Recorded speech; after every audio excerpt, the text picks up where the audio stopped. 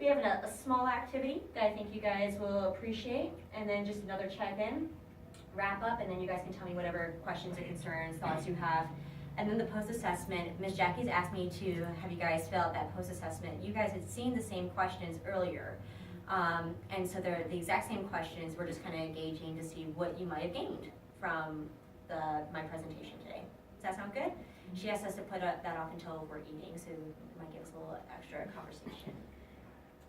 So our objective is identify the meaning of sexual violence, which you guys already have an idea of, and practice applying appropriate responses to those affected by sexual violence. So if you know of anybody, any friends who might come to you or who may come to you in the future, been affected by sexual violence, you guys get to have a good practice of how you can reply and respond to people if they've experienced that. Cool, right? Yeah. We're all good so far? Mm-hmm. Awesome.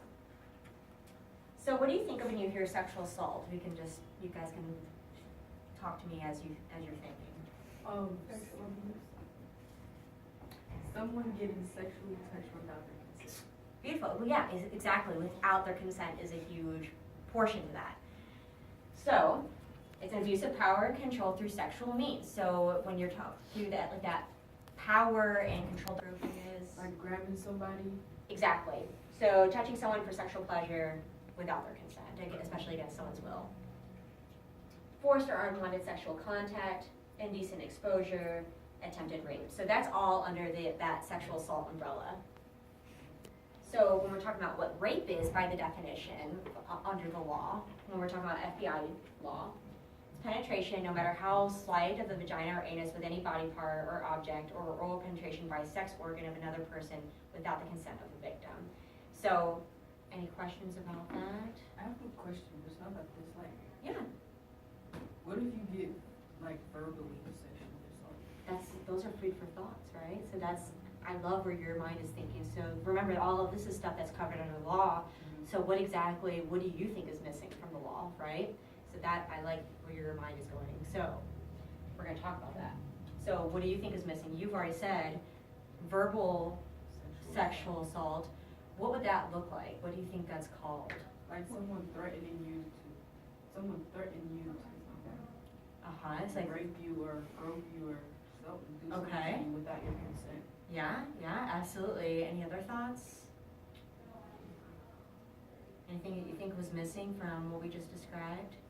All right, so what you were talking about, Nazra, was like sexual harassment. So in a sense, so not necessarily could include groping, anything like that, but sexual harassment can go to that level of verbal. You have like your bubble, right?